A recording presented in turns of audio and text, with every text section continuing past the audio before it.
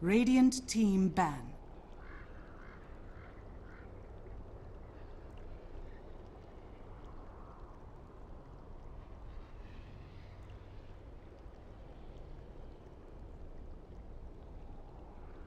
Ten seconds remaining.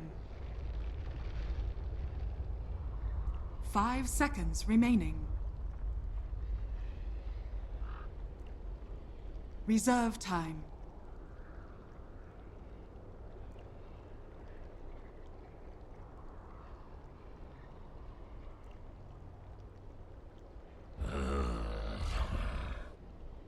Dire team ban.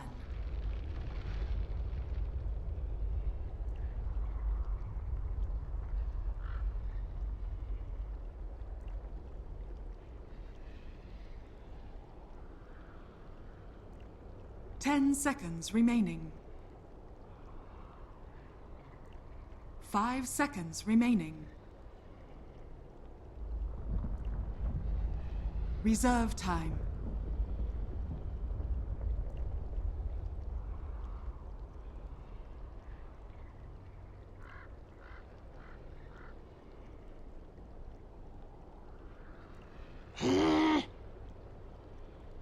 Vengeful spirit. Dire team pick.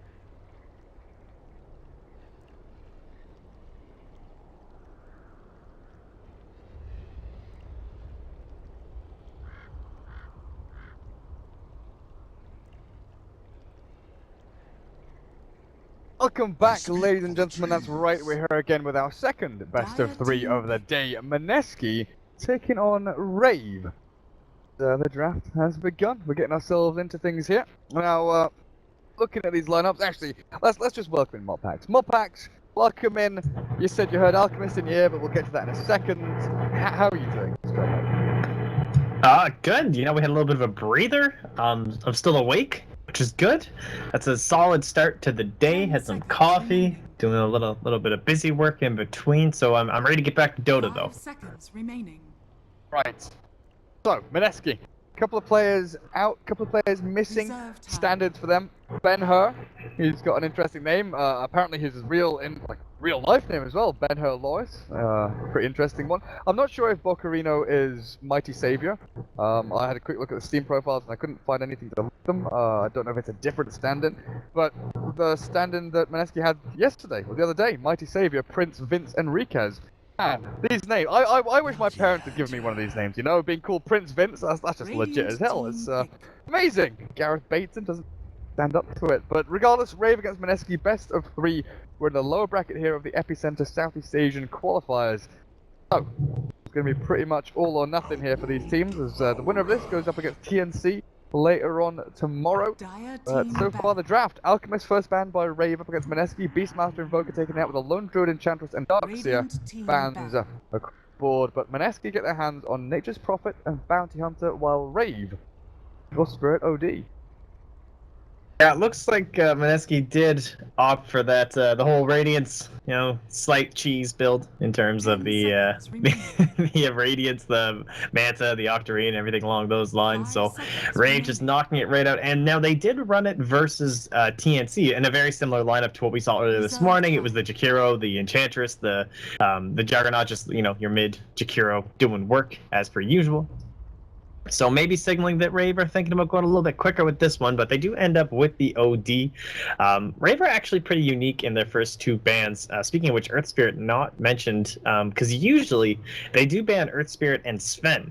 And Sven's a little bit unique, but they tend to do it when they have the first pick, which I think is kind of a way of like, we don't really want to play this hero anyway, but we want more T1 heroes open come around the 4th pick. At least that's kind of how I'm judging it. It's a little bit unique per team, I suppose, but I'm digging Mineski's start here as well with the Nature's Prophet and the Bounty Hunter. Nice little synergy between the two in the early game, in the mid game, and there's still plenty of options open really for both teams.